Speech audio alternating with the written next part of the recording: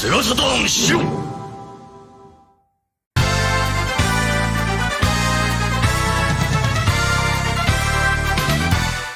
Hey everybody, happy Friday, SHIRO Show. Dave and Pat. How you doing, Pat? What's up? Why did the logo explode? Because it's explosive. We're no, I don't know, I'm just having fun with transitions and stuff. And I got the you should send that to me. I got the I will. Yeah, I'm dialing everything in. It's still like a work in progress, but once I get it like really polished, then I would send it to you. And we got the Sega Rally like Forest Replay, or I forget which one it was. Replay. In the background, so better music. I think that's not going to annoy people as much as the whatever that was, Slash or Buckethead or whatever it was. Buckethead with his jowls. Yeah, Buckethead. Yeah, jowls. Save me the slum. well, I caught something this week, and it wasn't a baseball. It wasn't. My kids gave me something this week, and it wasn't a present. Well, I guess you could call it a present. Anyway, and it sucks. It's the gift that keeps on giving. It's the gift all that year keeps round. on giving across the world for the last couple years. But anyway, It's COVID-19. it's not that bad. It hasn't been that bad, but I admit, it's different for everybody. So at least for me, I'm thankful to say that it hasn't been that bad. But really, just remote access work sucks. That's the thing I hate about it the most. Anyway. Yeah, but if you notice, I also have gotten a gift as well. What's that? Oh, your shirt? No, Wait, no. What? Well, my shirt's good, but the Oh microphone. yeah. That's right. New You microphone. got we're twins, right? The microphone, Kind of microphone buddies. As it should have been. As Yeah. we have the same microphone now, so we can. You sound great. I can move away from the mic. Thank you. I'm yeah, glad I sound good. move away from the mic like a foot or something like that. Like and right keep here? talking. Yeah, we can hear Like you right perfect. here? How's Yeah. that? Okay, that's good. I'm Yeah, glad that's to hear great. We can hear you perfect. Yeah, and that's awesome. Perfect. I just want to make sure my voice is nice and non-echoey. Pat's a radio professional now. good. I'm glad. I mean, I had that was a good mic. That's sure. Oh, it is. I actually have Professional. one too. And if I ever well, I don't really play music live much anymore. But if I did, that's Yeah. what I'd be using for sure. You can sweat on that I thing. gotcha. You can use it as a hammer on the stage. If you have to like hammer in a nail or something, you could do anything with that mic. There. Yeah, you could mic an amp with it. You could mic a vibraphone with it. You could do anything with the Shure 58. You just can't get away from your mic and try to try to get something yeah. down on the ground and talk. Can't really talk very well. Yeah. Well, anyway, what's But I have the I didn't mean to keep the thing open, but The web yeah, page. everything again, like starting the show was kind of like down to the minute. This way. Yeah, there you go. Wrong way. There we go. So what's But up hey, with you I this actually- week? I actually went to a record fair last weekend. Nice. It's pretty good. Tell me about it. There's a lot of. So I was looking mostly for Led Zeppelin, and oh my God, there's so many chewed up like Led Zeppelin records. It was insane. Like, and they want like $25 to like $40 for like these chewed up records. It's like, really, it's like it looks like they like put it through like a bike path, and like people ran over it and hit it with razor blade, and so it looked horrible. I don't know how they get so bad. Were these like some These kind? guys use frisbees. But you said they were charging like ridiculous prices for them still?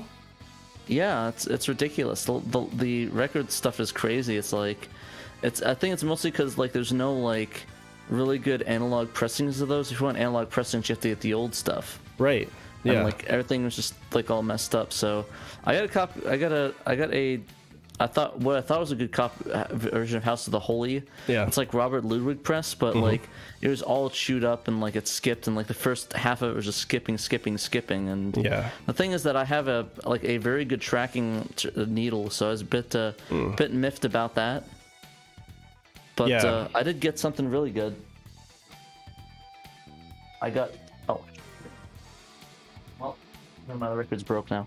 I got a copy of Miles Davis's Kind of Blue, like Nice. an original. That was a on, joke about breaking your record, right? Yeah. it's Okay, broken. good. But yeah, this is really good. It's the first pressing of Miles Davis's Kind of Blue in mono. Like this is the original thing from this, like the 50s. Like it's all nice and old and vintage. And you smell it, it's like I have that same record. It smells old. We're record twins too. I have that one, and I have another one. Another one of This his, and one's I got forget. Yeah. Sorry, we're saying? No, that one's epic. No, that's like one of the best ones. Yeah, this one's interesting because it has a misprint. They spelled Cannonball Adderley's name wrong on this. It's like Oh, really? Adderley, and like they got the track listing mixed up because it's a sketch. It's like it's all blue, supposed to come before flamingo sketches, but it is reversed on the record. So like if you have the record here, I'll pull it out.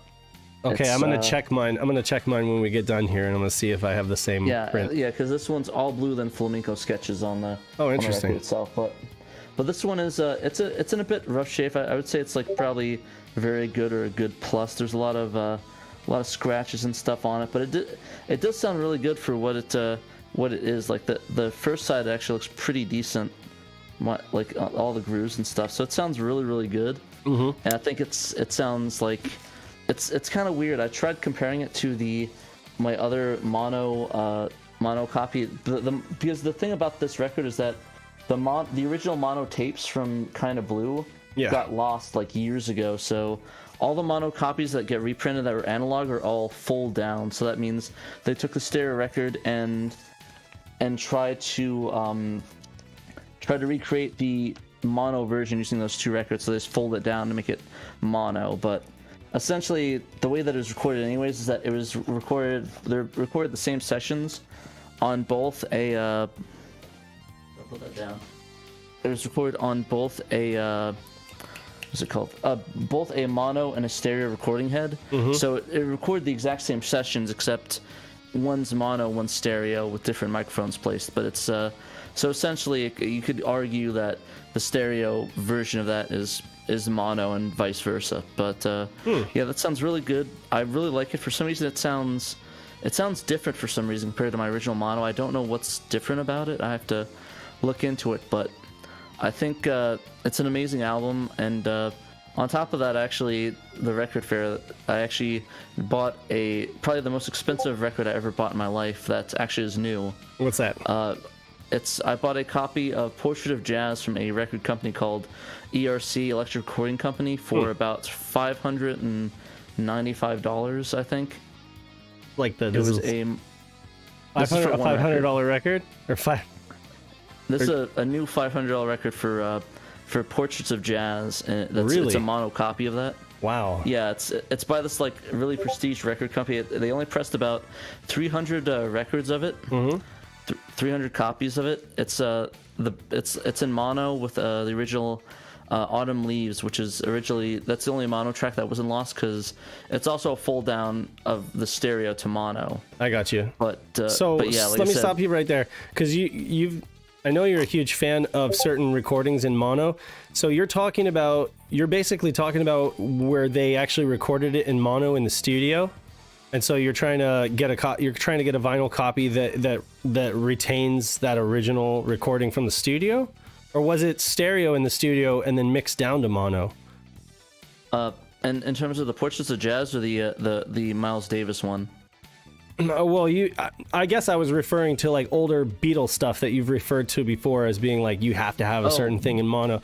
So yeah, take Portraits of Jazz for example. Were those recordings done in mono in the studio? I believe that one. It's that the thing is that it depends on how the record was done. Right. Portraits of Jazz, I believe that it had a dedicated mono mix, but it was, but unfortunately that they lost the tape stat, and the only surviving recording of that is Autumn Leaves that has a mono version. The other ones, I believe, are lost recorded in mono. But okay, so what's the benefit then of getting a mono pressing of a bunch of recordings that were originally stereo? Some people. The thing is with that one, I kind of agree that's kind of a weird thing to get, but I think in that one it actually comes with the Autumn Leaves that's in mono that they used for that take. Yeah. So it's sort of the best stimulation, and it uses the original stereo analog tape, so it's the best sort of mix down for mono you can get, and the second best thing, unless you do a needle drop. This is Sega Saturn SHIRO, your classic jazz podcast. I love it. But But yeah, in terms of the Beatles, though, some of those mono mixes are mono specifically because, like, Right. with the Kind of Blue, that was all recorded live, so it's literally just two microphones I gotcha. recording it live as the go-to in different tape recordings. Mm-hmm.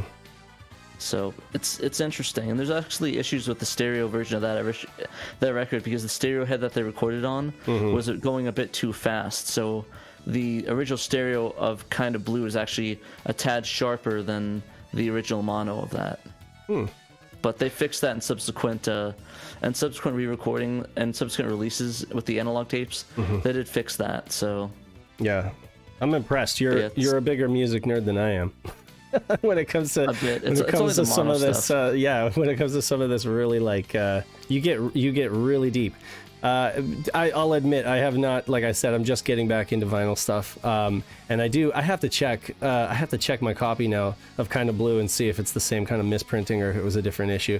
But yeah, like a lot of the older records that I got were from my dad when he decided that he was gonna throw away his entire vinyl collection, and he was like, oh, I don't need it anymore. I just do CDs, and MP3 and stuff. And I was like, okay, I'm gonna take a bunch of this stuff, and now I regret that I actually didn't take all of it. I took like the things that at the time made sense to me. Now I wish I had taken it all, but then again, I'd have been storing it all this time. But yeah. So anyway, no, I get that.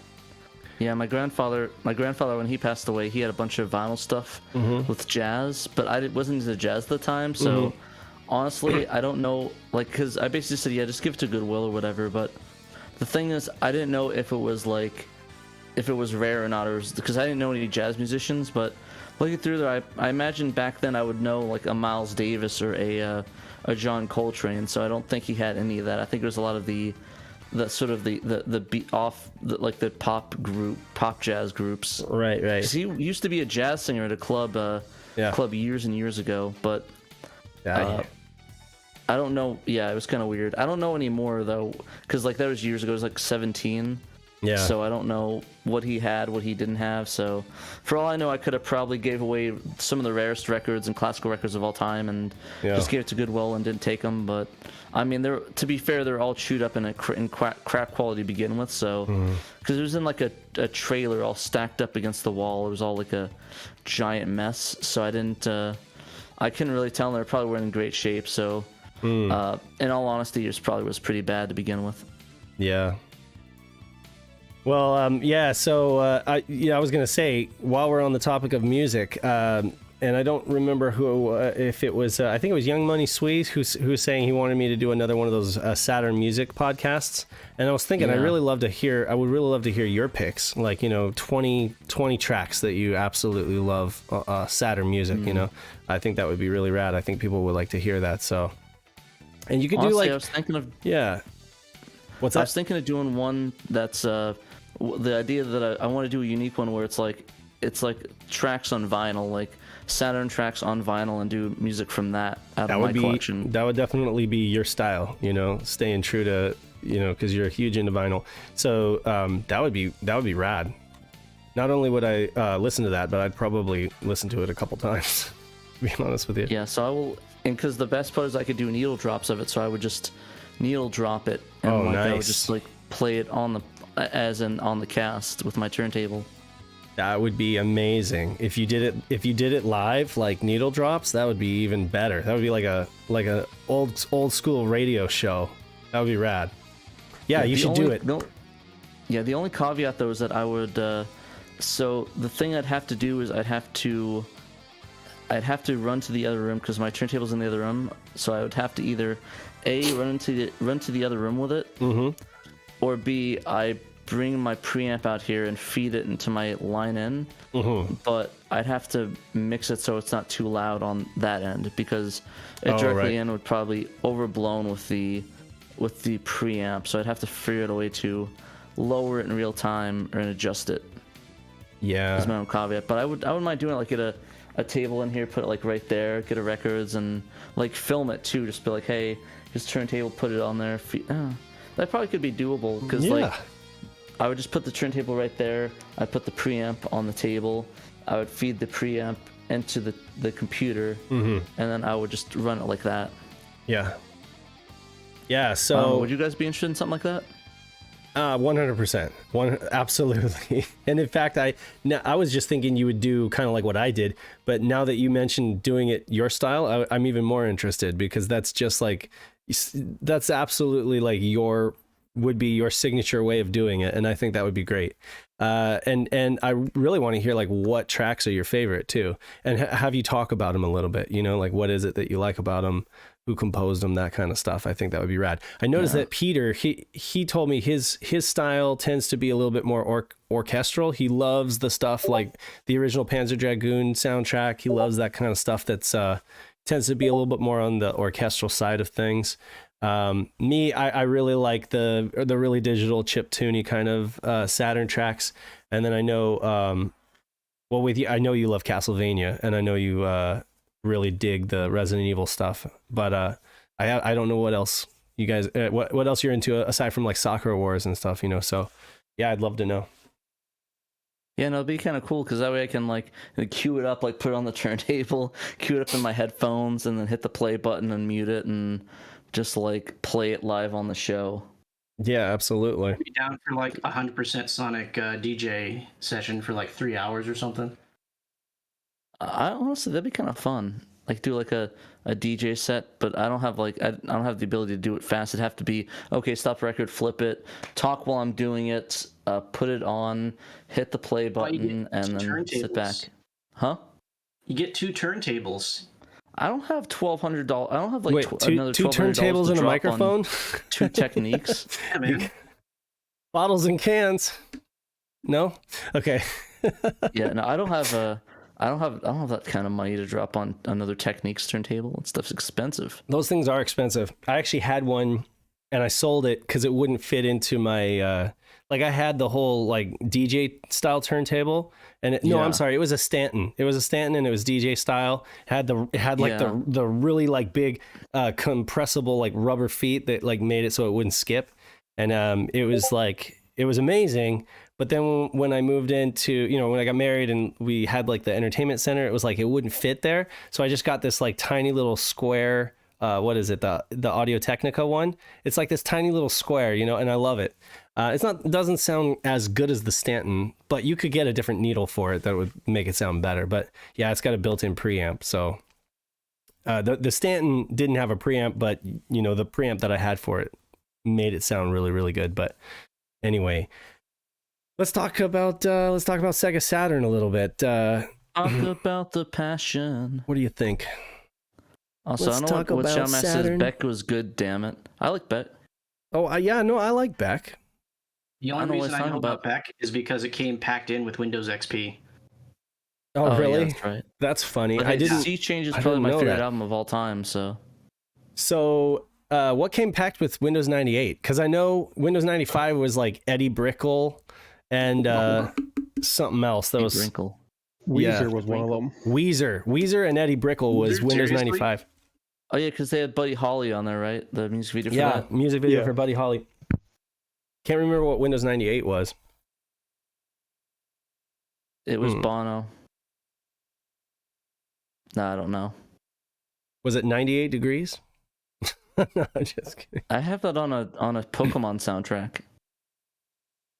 Weirdly enough. Really? Okay. Yeah, it was on the Pokemon, the first movie soundtrack. It's in the closet over there. I just don't want to get it. I'm too lazy. All right. Lazy. Let's see here. Let's see. So Peter wrote an article. Peter wrote. So we're going to talk about the podcast. I don't know. Maybe we should do it at the same time. Our most recent podcast. Yeah. Do we want to do the podcast first, then we talk about this article, so we can? Yeah. Let's do that. Yeah. So we could just jump to that then. In that so case. Yeah, we recorded a podcast. And yes, guys, that means that this is not a podcast. This is our live show. It gets kind of dicey, like it's some people get confused, but this is what I would call our mainline podcast, like what we started 4 or 5 years ago, doing 4 or 5 years ago, and then SHIRO Show is basically our weekly live show. So, but yeah, they both get fed to the same Podbean, so it's hard to disambiguate. But anyway, this was a fun one, right? You played it for the first time. That was crazy. Yeah, it was my first time playing Tomb Raider. it was interesting. I was confused and I was frustrated because the controls were not responsive, and it made me angry. Yeah, And I it was threw it a was Saturn controller against the wall. this game, the original at least, is a product of its time for sure. I think we all can agree on that.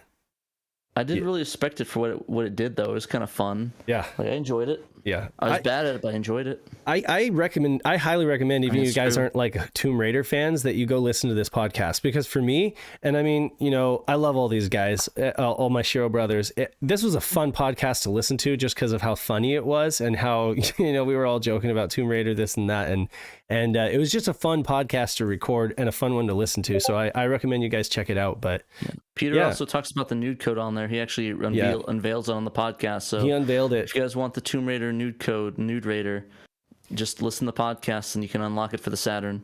Right. Yeah. His connection was a little spotty though there, I would say. Yeah, but it came out loud and clear for me. I was playing it the other day, so nice. So, you know, it's a world exclusive. If you heard it. You didn't.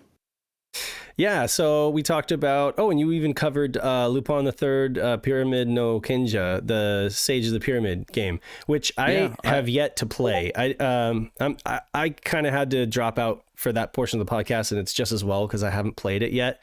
But I did hear you guys talking about it, and it just made me want to play it more. He kind of has this like funny run, you know, or funny like walk where he like kicks his knees up really high, and he's like going around this pyramid trying to like. Does it have like a stealth kind of thing to it? Kind of where you sneak up on people? No?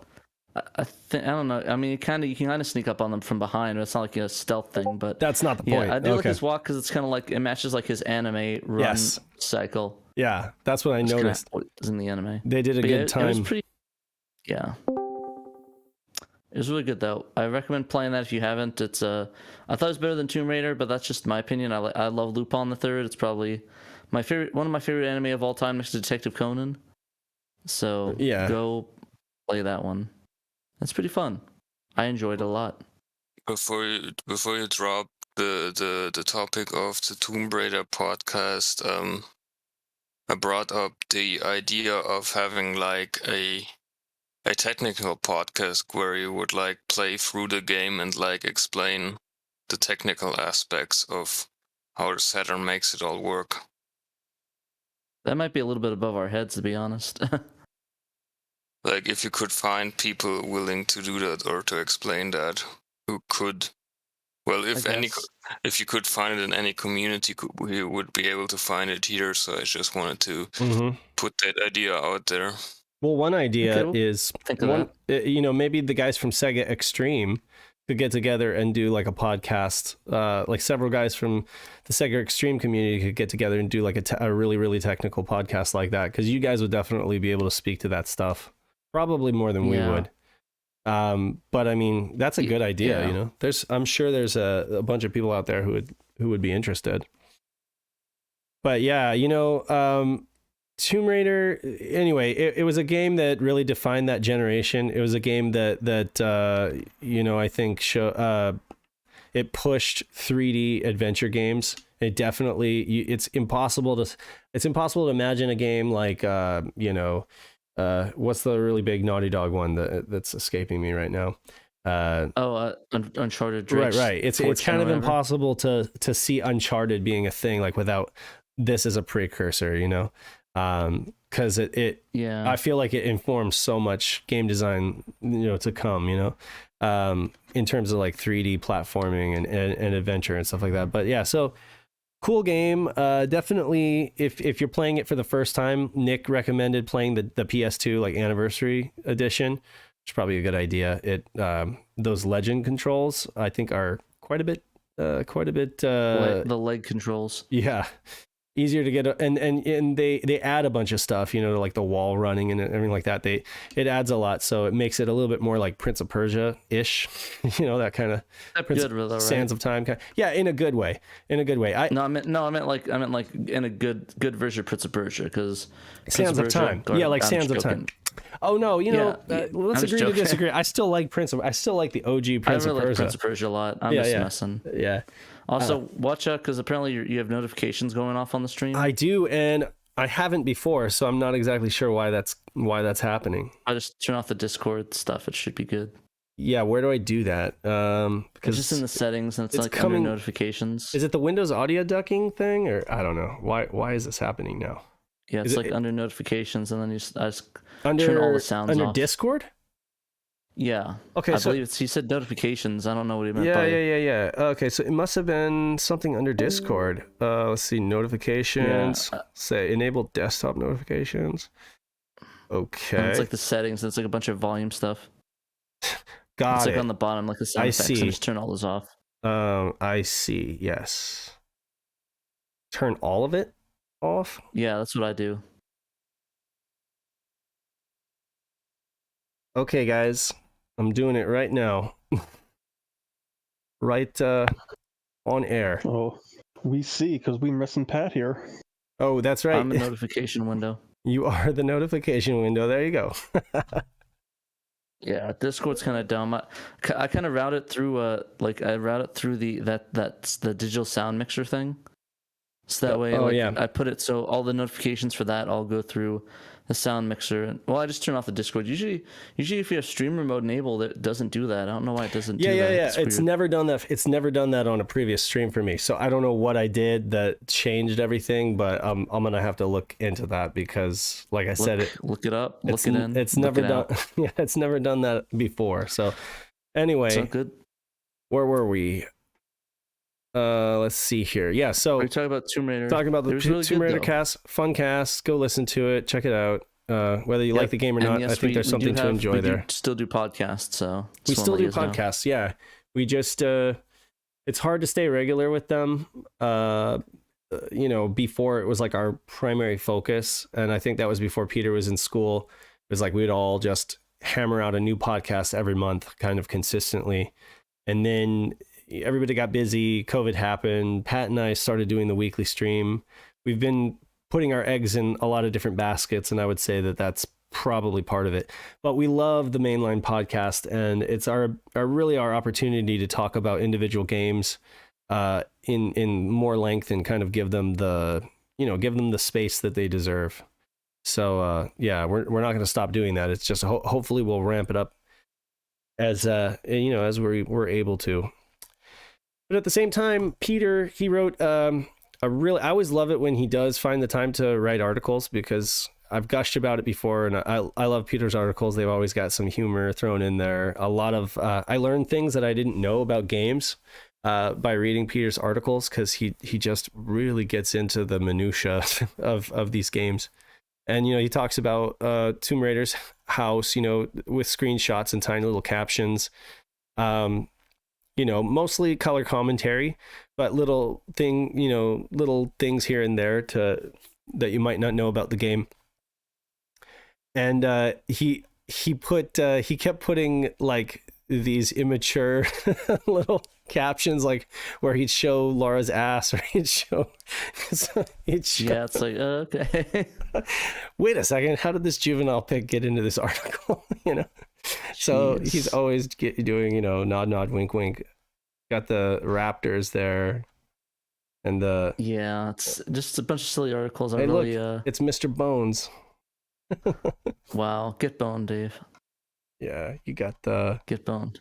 But no, it's pretty interesting. It's pretty interesting article. It's basically just his thoughts on the various levels of the game as he progressed through it and the different areas of it. Because honestly, I usually don't really play a lot of Tomb Raider stuff. It's kind of cool to see his perspective on playing it from the beginning when he was sort of younger, and then playing it now. Yeah, I really like how he did this. I like how he did it with a lot of screenshots and captions, because then that kind of makes it more visual. Especially, OMG, Peter, really? What are you, 14? Look at this. Yes.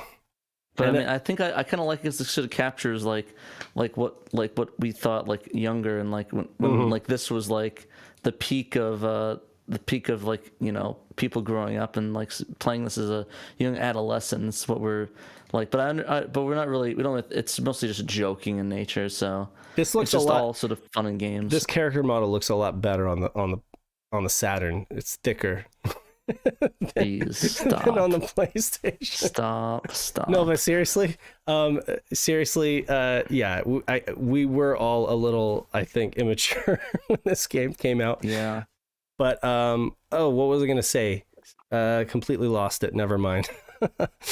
Yeah, check out Peter's article. It's fun, and usually, and I mean, Peter always has a lot to say, but I just like the fact that that he included a bunch of screenshots so you can kind of visualize things as you're going through. He did that with the Congo article too, and I really liked that.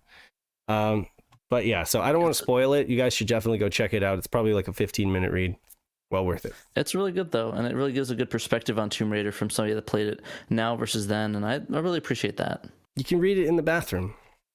Anyway, Not commenting on that one. Damn it, Dave. We're gonna get blocked from YouTube.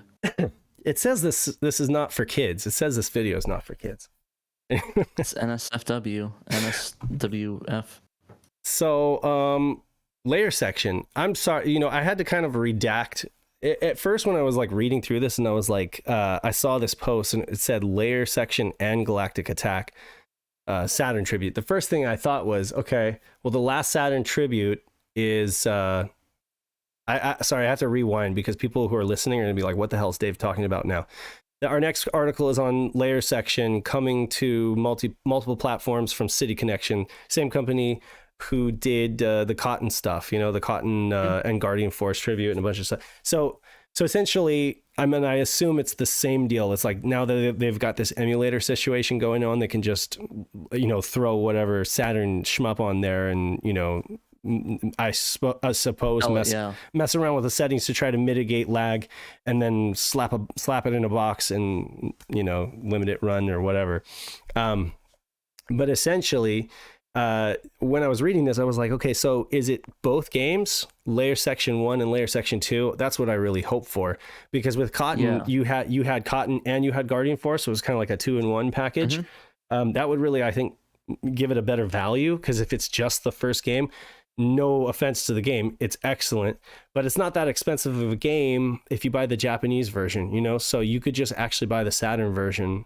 But if it's both games, I think that would be phenomenal.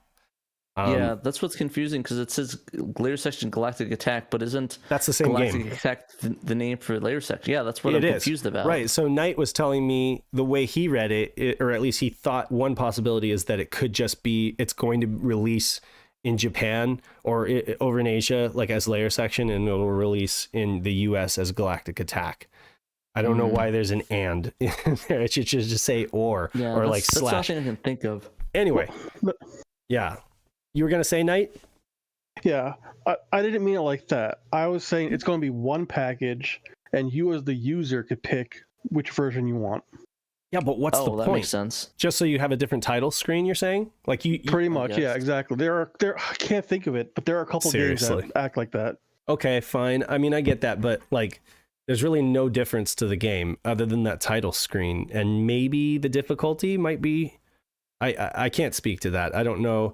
I know a lot of Japanese games on Saturn were actually easier because they weren't meant for the rental market, whereas the US, like, they try to like squeeze out as much of the for like, Blockbuster or whatever. But yeah, I'm seeing some comments saying, why didn't they call it Ray Force? Yeah, like, it was Ray Force on the 3 different PlayStation. names. It was Ray Force on the PlayStation. Yeah, so I mean, I'm really hoping that this is like a misprint, maybe like a typo on the website, and hopefully they will give us layer section 1 and 2. That would be awesome, but we'll see. That would be Galactic Attack and Ray Storm, right? It would just be layer section 1 and 2. Oh, right. Yeah, because for the West, layer section 2 is Ray Storm, right? Ray Storm, yeah. But it never got an English release, so there would be no English Saturn title screen, and this is an S tribute, so it is the Saturn tribute. So I don't know, speculation. It's all speculation right now. I can't. So none of take all of this with a grain of salt. We're not trying to It's just like pulling stuff off the website. Yeah, we're pulling stuff off the website. We're speculating. We're trying to extrapolate and kind of figure out what are they doing here. If they're literally just releasing layer section by itself, it's a great game, but I'm just going to keep playing it on my Saturn. I do have a Switch, and I've been I've been just playing hours and hours of Switch over the past week. And I've been really enjoying it. So this is something I will probably pick up if it's both games, because that I think is worth it. Like if it's like $30, I'll pick it up. And I want to go ahead. I was gonna say one of the things I think is gonna be interesting that Nick pointed out input lag section. Yes, which I think that's kind of a good point. Like, I mean, obviously, if they're gonna release its shmup and they have that, I think it's gonna be that fixed firmware they did for the Cotton Saturn tribute, and I think that's why they are sort of mum on release like announcing anything yet besides like a little blurb. So I think they want to have that like for that and then do that. Right. So they were able to slightly mitigate the lag. I guess they were able to bring it down because it was like egregious, and then now it's like, you know, it's manageable, but it's still, the thing is, it's like if you pair that with the wireless controller lag, I don't know. Like someone like Nick, for example, like he's really all about like Darius, and he loves Galactic Attack and stuff. So I know that I love Knights, and I know that game like in my sleep. I know what it's supposed to feel like to my hands. So it's like if I play Knights with a Retrobit controller or something like that, I just immediately notice it just feels wrong. Even the PS4 playing it on a modern console, you know, it just feels different to me. So for people that are casual gamers, I wonder if they're even going to buy this game, because this is not really a casual type game. And for those people who are like really hardcore about Galactic Attack, I just fear that they're going to really notice the lag unless they're really able to do something about it, you know? So I don't know. I have no idea. I have no idea. We'll have to see. We will report on it as it comes down. It'll either be Pat or I, whoever happens to see it and report on it, but we will. And we'll let you guys know as we get more information. Yeah. I was late getting this up one on the site, I guess, you know, because I was just probably sleeping too much, trying to that or playing Nintendo Switch. But anyway, we've been really busy recently. Yeah, we have, and kind of busy. Yeah, been busy, but you know, doing the best we can, trying to you know, do what we can, and then, you know, we'll come into more time, and then we'll be like gangbusters, you know, getting articles and doing all sorts of stuff. But yeah, this is kind of a slow time for us. Yeah. So thank you for bearing with us as we do. I'll be honest with you, I thought I'd be playing Metroid Dread this week, but my son Jesse, all he's wanted to do is play Zelda Breath of the Wild. So that's fine with me. It's a great game. So I've just been spending this past week just like letting him experience Breath of the Wild for the first time. It's like you're just hogging up. So it's like, Mom, Dad's hogging up the Switch again. Yeah. Well, you know, he likes watching me play probably more than playing himself, because it can be tough. You know, until you really get the combat, it can be pretty tough. You die a lot. Whereas like Pokemon Sword, he could just fly through Pokemon Sword. But yeah, with Breath of the Wild, it's like he likes to do certain things. He likes to catch horses and stuff, but he's like, you do the combat. Anyway. Well, if you ever want to find a way to play the Metroid Dread on the PC, let me know. On the PC? Yeah, I haven't really gotten into the whole. I'm sure I know Switch is like emulatable, but I haven't gotten into that. Yeah, I doubt that I even have a good enough PC for it. Like what I'm using right now is basically my PC, and it's a Coffee Lake. It's the Core i7 8th gen, you know, and it's got a 1060 in it, so it's not great, you know, but it's good enough for this stream, you know. I think that might be decent enough. I don't know. I haven't looked into it. Anyway, we talked about sports games last week because Peter posted about the baseball game, you know, and you know, you make no apologies, you're not really a big sports game, at least traditional sports. But I was curious about this one because it's got the anime aesthetic. And is this the same artist that did the JoJo stuff, JoJo's Bizarre Adventure? No, that's not Hirohiko Araki. Okay, it's not, because it looks kind of similar to me, to the uninitiated eye, that's me. It kind of looks somewhat similar, but I guess I could just be confusing. Let me look that up real quick and see who did the manga for it, because it might be somebody. So it's by Takahiko Ioi. He did Slam Dunk, Vagabond, and Real. Oh, okay. but I don't know any of those. Well, maybe it's just inspired or has like it's got a parallel visual style, you know, very serious facial expressions and stuff like that, you know, and Yes, and a for lot real. of like stark black, using like solid black for shadows instead of like colors. I noticed that with the JoJo's stuff, but this game, I have not played this game, but it looks awesome. And I actually looked at some video of it and I was like, this reminds me of like Slam and Jam, Crystal Dynamics, like Slam and Jam 95, Yeah. kind of the perspective and stuff, but it's got like anime characters and like all this sprite work. It actually looks like a lot of fun. So I'm thinking I'm going to take this for a spin. Yeah, it looked pretty fun. I was watching the video online as well for it, and it looked interesting. It had like anime cutscenes and stuff for it, and it's very beautifully laid out, and kind of reminds me a little bit of so the NBA games we have nowadays. I guess it's less arcadey, of course. Right. It's not going to be like fast and like NBA Jam, but Right.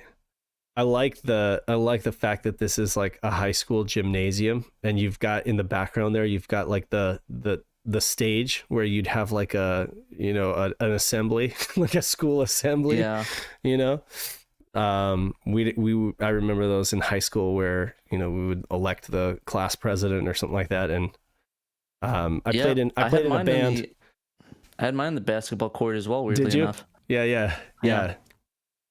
Yeah, that was fun. So it's cool. I really like the look of this. I couldn't lie and say that I've played it, but I'm definitely going to play it and let you guys know what I think. And who knows? Yeah. When we do, and we will, I promise. It's coming down the pike. We're going to do a sports games episode. And it not alternative sports, because I think we've done that before, but I really want to do like a, you know, real sports where we all pick like our favorite traditional sports game on the Saturn and we talk about it. And I think this could make it in as like a, what do we call it? Game. The obscure game of the cast. Yeah, because it's pretty obscure. Yeah, honestly, I kind of want to do an anime games episode too. That'd be kind cool. of a fun one. That would be cool. Yeah. Just just talk about anime games that have anime based off them or vice versa. Right. Yeah. No, I like that idea. We'd obviously talk about Initial D. we Because we couldn't have avoid Initial it. D, We we have Utena. Match Night Rareth, Yeah. Utena, Slam Dunk. I'm trying to think what else. All the Gundam games, of course. Right. The Gundam games. I think Slayers. Right. Slayers is also another one. Digimon. Oh, there is a Digimon game. It's really I had a hard time getting into that one because it's so early, you know, like it's but yeah, no, there's actually a Digimon game on the Saturn. That's crazy. Oh, and I forgot there's 5 Evangelion games for the Saturn too. Yes, I there completely are. forgot about that. Yeah. So there are a ton of anime games. And so that's I not think, even that's just scratching the surface. I think there's other anime games too that I'm not thinking about right now, but Yeah, exactly. yeah. Let us know, what anime games do we leave off the list that you want to see us cover? I mean, and you know, like Sakura Wars, they had an anime about it, but that's after the fact. It's so kind of vice versa. Yeah, it's like instead of a game inspired by the anime, it's the opposite. But yeah, no, that would be cool to do. That would be cool to do like an anime. Put it on the calendar. We'll do it. I'll be done. I'll put it in the chat. I'll run it through people. Oh, and Lupin. I completely forgot about that. The one we literally just covered. There isn't a Conan game though, right? No, that's only on PS1. That's sadly, like DS and there were Conan games later. There were like GBA, DS. there's a Wii one that actually got localized that I have. That one's the only one that got localized in the US, and it's actually pretty fun. I liked it. Cool. Yeah, I said Gundam. I said the Gundam games. Yeah, right. Shadow Mask. Gundam games, Evangelion, Dragon Ball Z. We forgot about that one. Dragon Ball Z. See, now I'm starting to think. I gotta go look at the comments, see what people are saying. But yeah, it's a lot of a lot of anime games. I think I'm gonna put in the chat, and that way we'll be able to weeb out on the cast, and I'll have reason to watch stuff. There is a series of baseball games based on like a shonen baseball series, manga series. We're counting manga, right? Would we count games that are based on like manga? Yeah, manga and anime, that's fine. Okay. because technically a lot of those anime games are based off of manga anyways. So Yeah. That's a good So, idea. yeah, I think it's pretty good. Oh yeah, Ninpin Minmaru. That's also based off of an anime as well and a manga. True. And an Enix game too. Well, Tam Tam, but Enix published game. That's a interesting. I think that's the only Enix game on the Saturn. Correct me if I'm honestly, wrong. we should definitely have Sam on for that one because he's big into Gundam, and I know he'd probably hit us and he'd kill us if we don't cover the Gundam games on there for anime casts. Absolutely. So there's definitely a lot of options. I'm checking right here. I'm just seeing Saturn anime games, but I don't know. Actually, now I'm thinking about it. I wonder if there's any Saturn games based off of hentai is what I'm thinking now. Oh, Retro Gaming Roundtable did. Okay, so we got 3x or 3 times 3 eyes, Bakuretsu Hunter R, Bishujo Senshi. Sailor Moon. Okay, so you got Sailor Moon. Oh yeah, the Sailor Moon games. I forgot about that. Blue Seed. Oh, Bokanto Ipatsu, the shooter. That's based on the Yatterman. How did I forget about that? That's the Yatterman one. Oh my god, idiot. This would be like a really long cast. Crow's Battle Action was based on anime. Of course, you did say Digimon. Doraemon. What about Doraemon?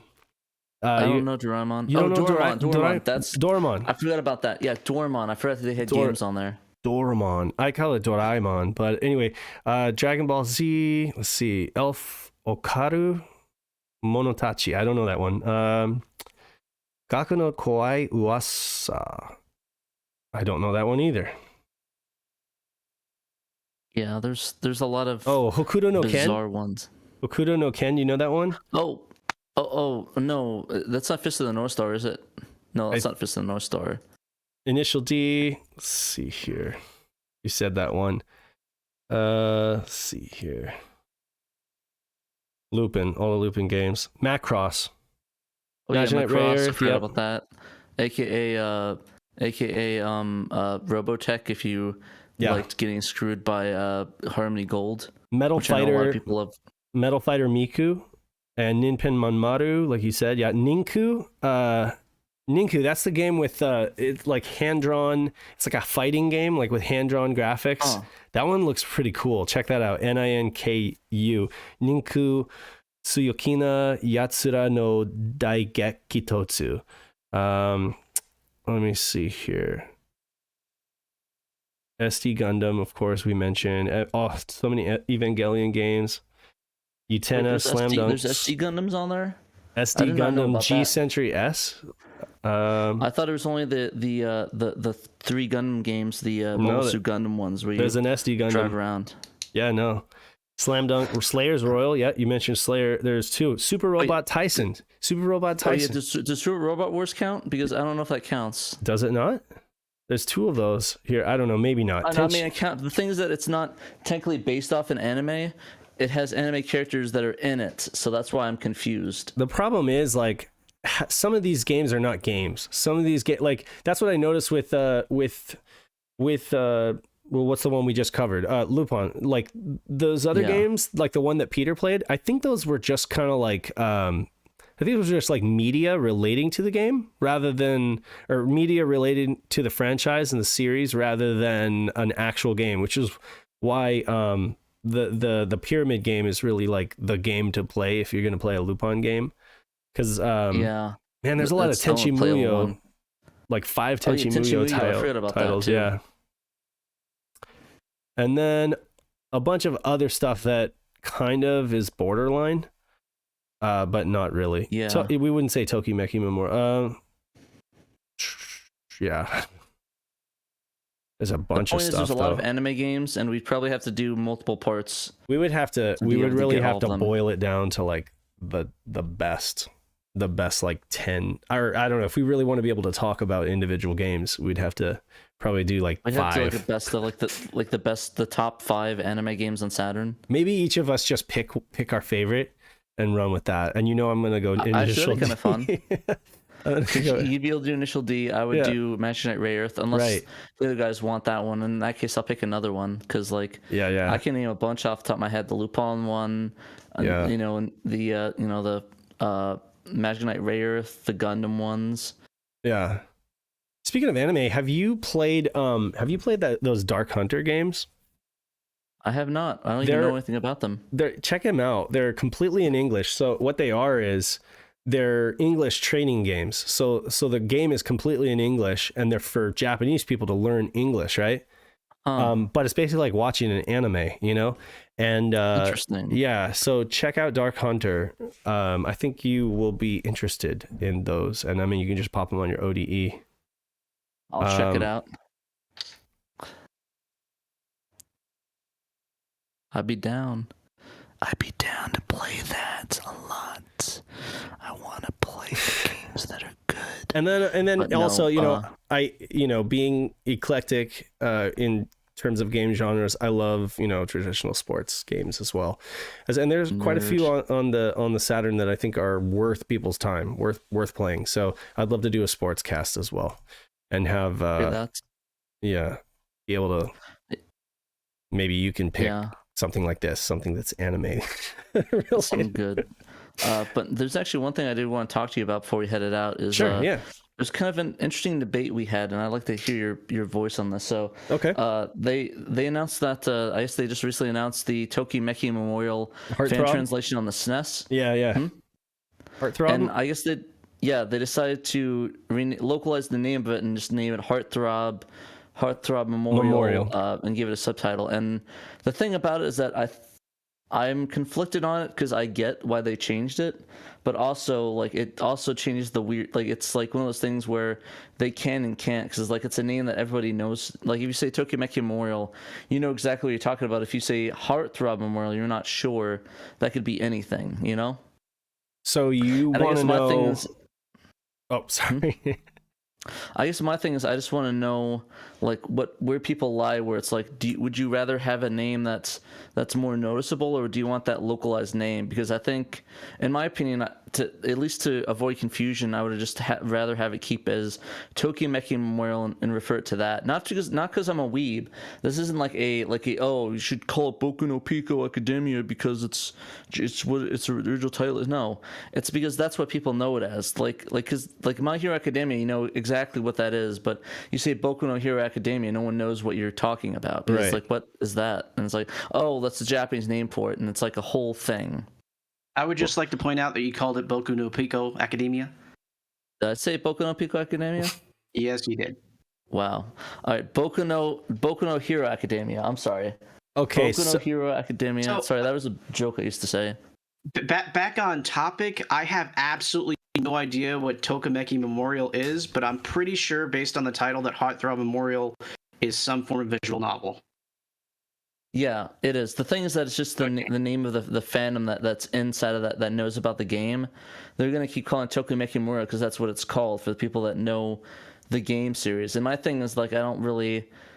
Like, I just don't, like... I don't know, it's just kind of weird to change the name like that and make it a bit confusing for people. Like, I'm not, like, saying, oh, they shouldn't have done that and, like, they need to, like, destroy it from doing it. It's like, no. I just think that, you know, if a title's a title and you have a fandom that goes by it, just stick with the name and not mess with it to confuse people. Yeah. So that's just where I lay on it. Like, I know it's really a petty thing to talk about. It's tough. Like, I would just say that I would not want to be the one to have to make that decision, because I am kind of with you where I can see both sides of it. I don't think that it's a clear-cut answer. I mean, it was kind of like with Linkle Liver.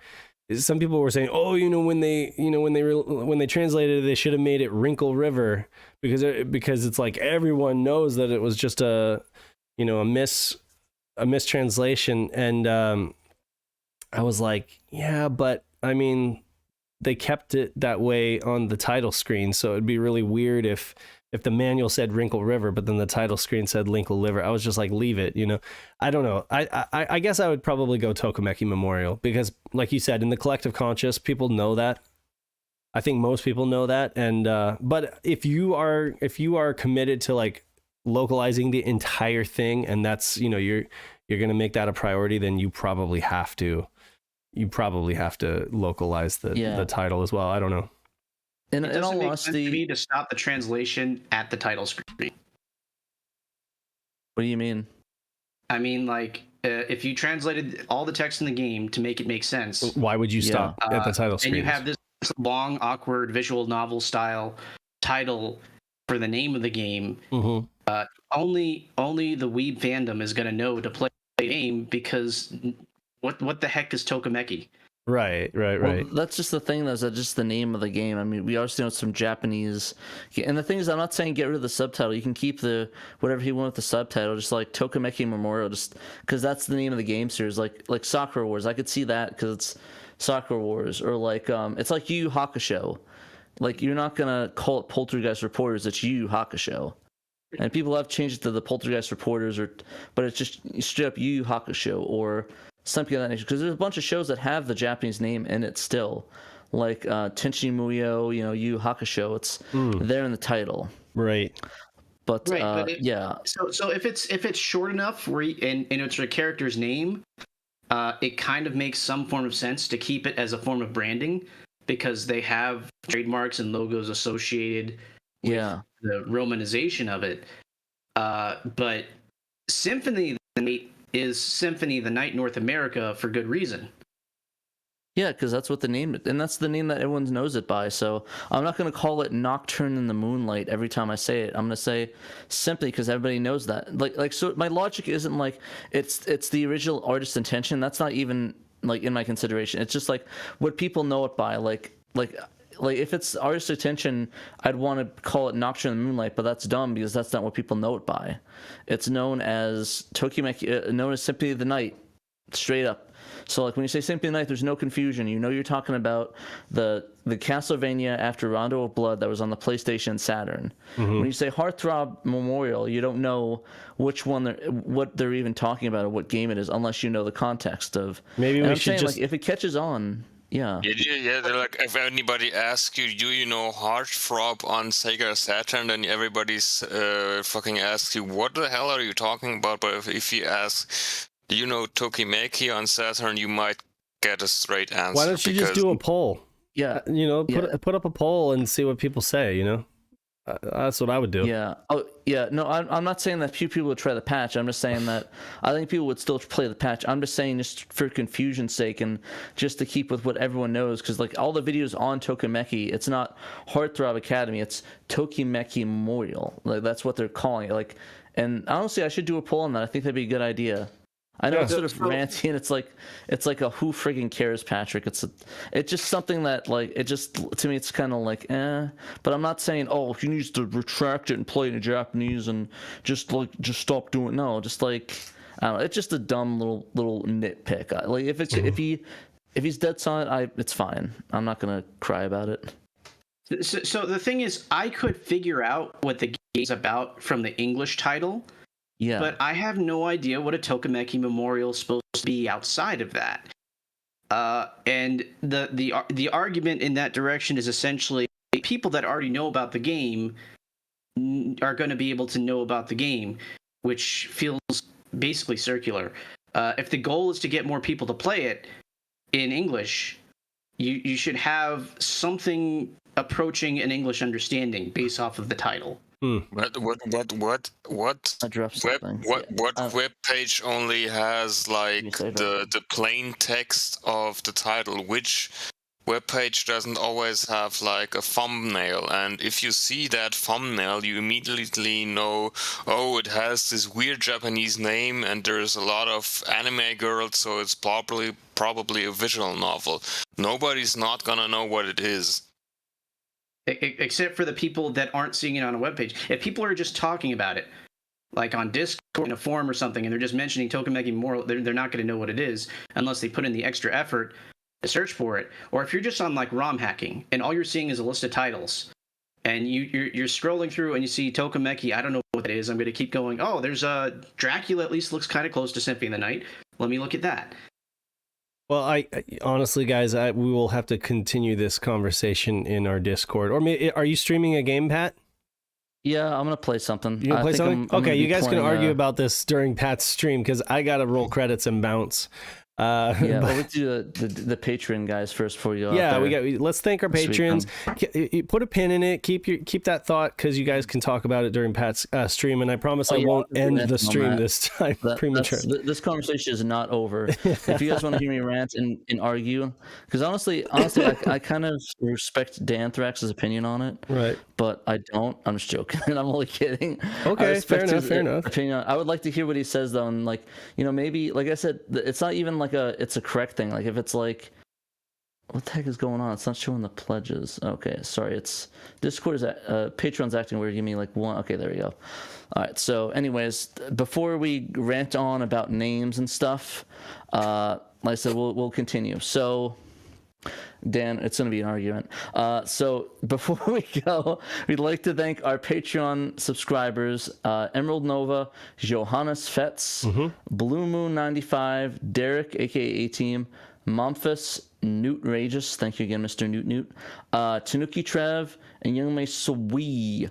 If you guys want to be called out on the podcast and be named, well, not called out, like if you want your name called out on the podcast, if you back us at the 10 plus level up, you're able to have your name shout out on here. And if you get 20, you can actually be a quarterly guest on the podcast, which we owe Emerald Nova. Maybe you'd be down for talking some anime games, Emerald?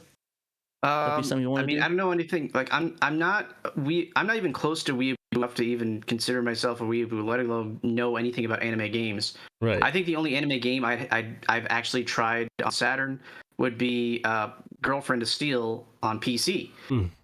But I mean, we could talk about RPG stuff, but that's kind of off-brand for the Saturn, at least for this language.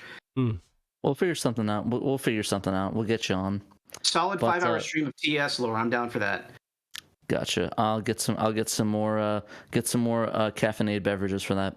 But anyways, if you guys want to support us on Patreon, you can do that. It's all great and help us out.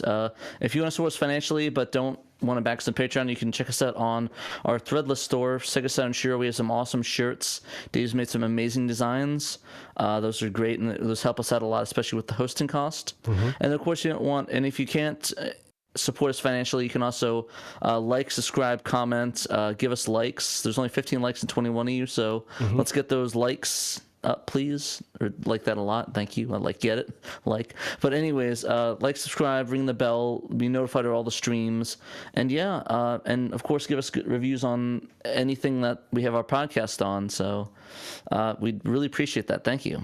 Absolutely. And, yeah, but I think that's it. I'm going to get the stream ready, and I will. What are you playing? Just so people know. Oh, I'm playing that basketball game. Okay. Slam Dunk. I'm gonna go play that one. Slam Dunk. So From TV I actually Animation. saw yeah, but TV Animation Slam Dunk, whatever the full title is. It's pretty long. It's kind of a bit needlessly long. Probably should not have. Nice. It that long, okay. Well, yeah. Stick around if you want to see. Stick around if you want to see Pat play some Slam Dunk.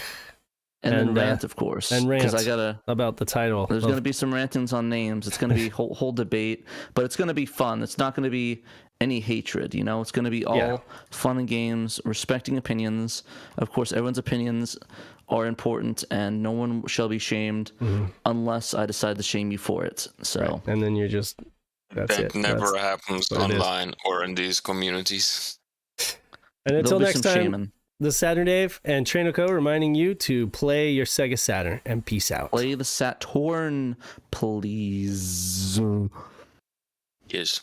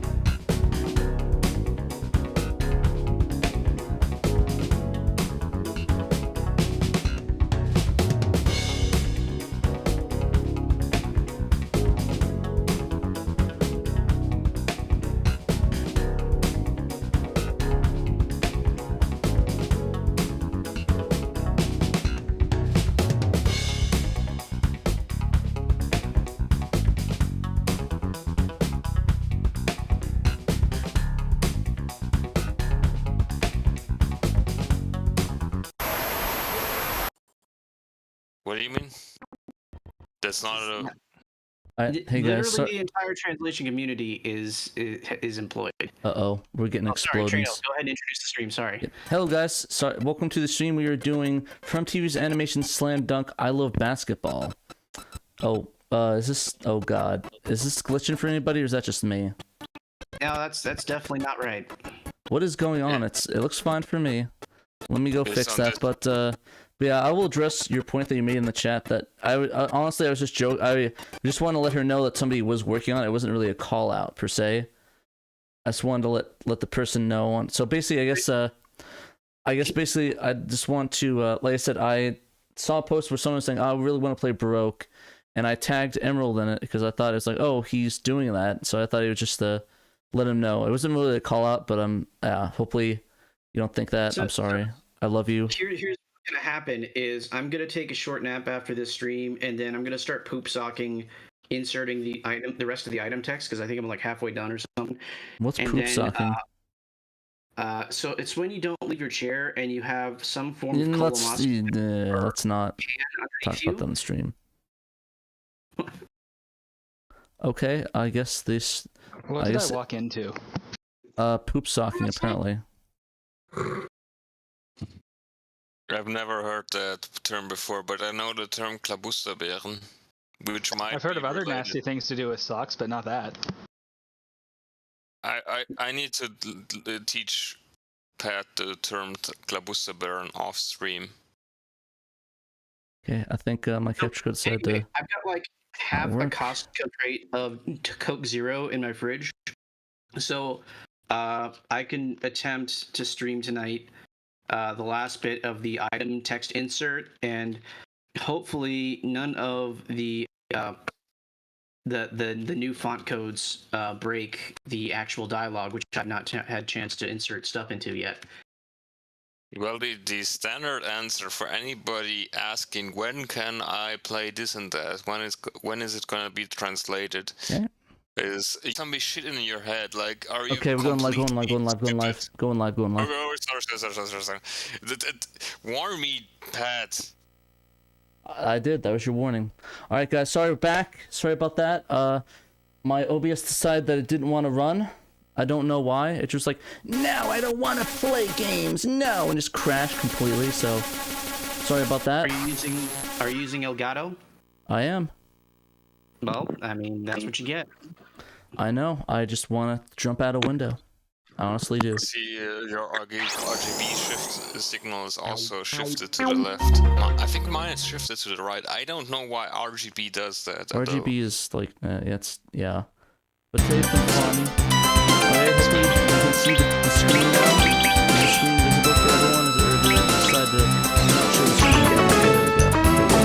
Okay, so we are back. So, what noise? It's just a little to the left. I don't know if you can ever fix that. It's not that dramatic. I'm not messing with it right now. Getting complaints about game volume. Oh, it's loud? Oh yeah, sorry about that. Sorry about that, guys. I had to add a new device and it messed up everything, so hopefully that's not loud.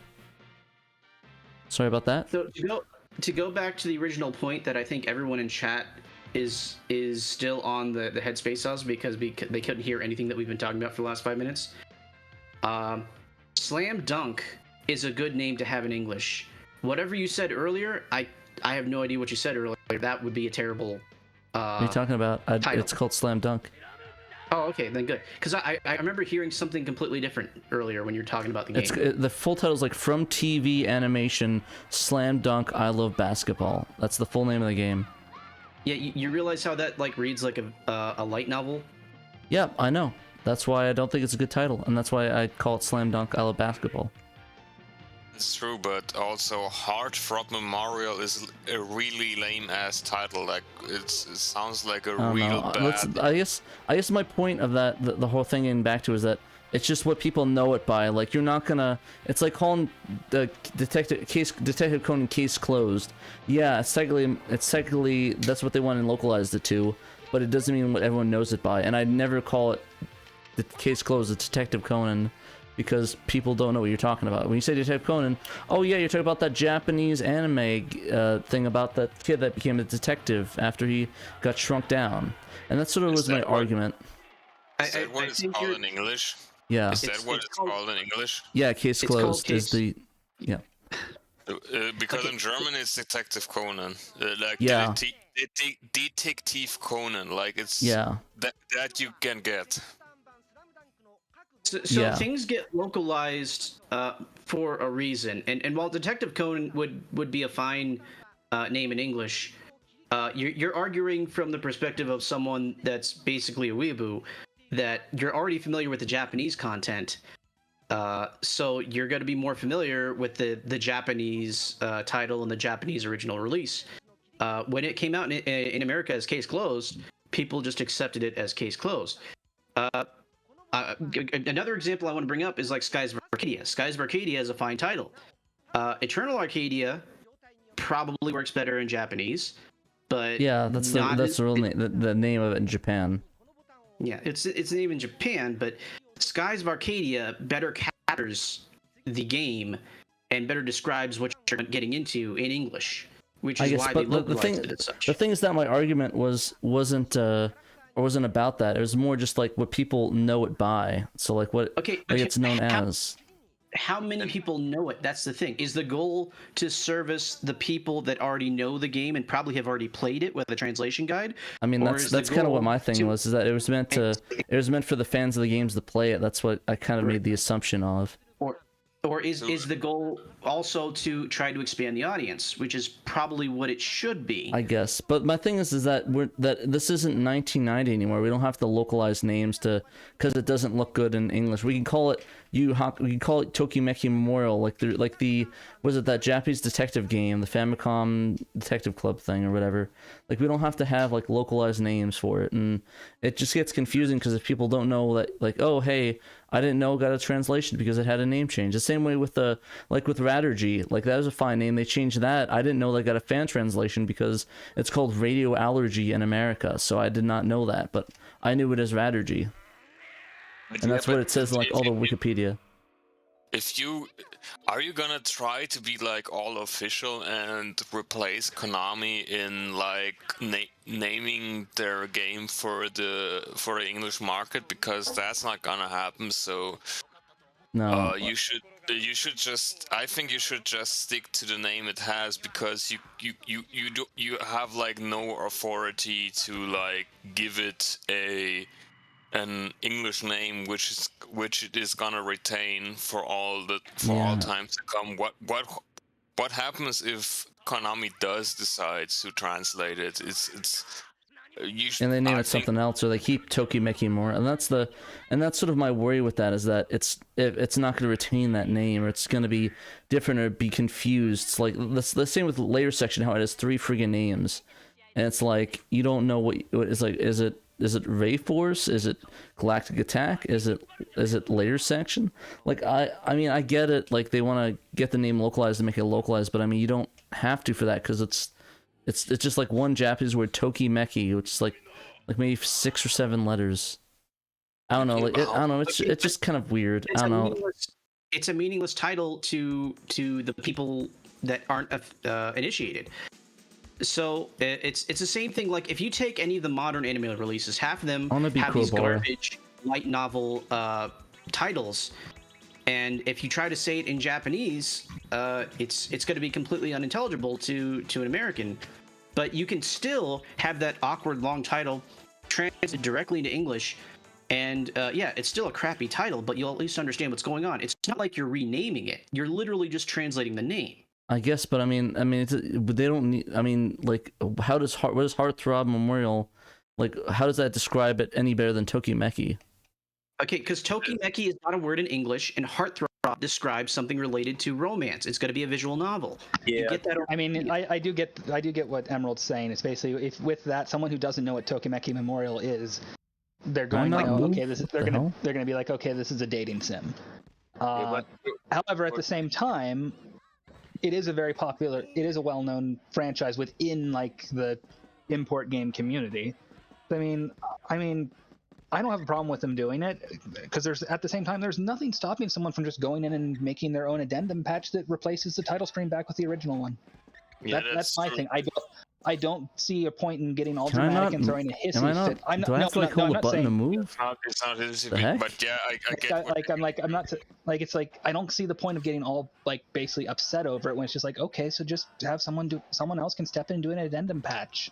we're not. Which, we're not for all as you know, it's they fine. may, when they finally release it, they may have you like, if you want the title screen changed, use this patch. If you just want to keep the original title screen, use this patch. Yeah, no, it's not the title screen of it, it's just the fine. name of it. Like, I mean, if they want to keep the title screen, but like, It's fine, but also what all I'm getting at is like, if you don't, it's one of those things like, if they want to change the title of that for their patch, fine, and then they can also offer a patch that doesn't change the title to that. It's just really like, I don't see the point of getting upset over it. I'm not really. It's not about being upset, but also I'm not saying anyone here is upset. It just seems like there's outrage I'm seeing from people, and I don't get it. It doesn't make sense. you don't have to listen to these internet. You shouldn't be upset about any 90s property, but also English is not the only language. Like on romhacking.net, more and more games are getting translations into many languages, like Portuguese, Spanish, French. Are you gonna rename the game every single time you translate? That's actually kind of a good point. Yeah. I mean, Why wouldn't again, you? You're already if someone translating wants, the entire text of the game. Why would you not translate the title as well? I mean, I've seen plenty of patches. Like, there's a guy who does a whole bunch of Spanish patches for like Genesis games, and every time he changes the title to a Spanish title. It's the thing, like, it makes perfect sense. It's one of those things where I'm like, if the patch creator wants to take the effort to do that, let them. And if someone is upset and doesn't want it, and they can make an addendum patch to undo it. I just like, I don't see a reason to get like bent out of shape over it. That's just my thing. If people want to do that, if the patch creator wants to do that, so what? That's a good point, but it's just if you want like it's like it's kind of funny if you have like if like a translated what's this fake translated name for Crash Bandicoot? Kegira, the I don't know what kind of animal was Bandicoot again? A bandicoot. A bandicoot. Yeah, but okay, I don't know what a bandicoot is. Yeah, but I guess, I guess just like getting back to like, my only complaint is that it's kind of weird to change the name of something that's already well known that everyone would know it by, that doesn't really need changing. I don't know. Keep in mind, if you wanna like make it more public, the most important guys who are gonna know about it is the guys who already know this, and or weeaboos who are not gonna mind the title, like Tokimeki Memorial, and I don't think that there's much of an expanded audience for this. I mean, this is such a weeaboo thing. You never know, and I would not underestimate the number of people who are not within the circle of people who don't know about Tokimeki Memorial. You know, because Patrick, you keep saying everyone knows about Tokimeki Memorial. Everyone has heard of that. No, I'm saying that people that know about the game know about it. I'm not saying everybody in the world knows about it. Like, but I mean, people that watched that people that didn't know about that, like the guy that did like that 6-hour review on it. I mean, they're gonna look for Tokimeki Memorial. They're not gonna look for Heartthrob Memorial. You know, the availability of the game, the searchability of it. You know. So the searchability is not being negatively impacted by translating the title. The people that know about Tokimeki know where to look for Tokimeki. They know exactly what's going on because they're paying attention to it. The people you're trying to reach are the people that are not searching for Tokimeki because they don't know what Tokimeki means.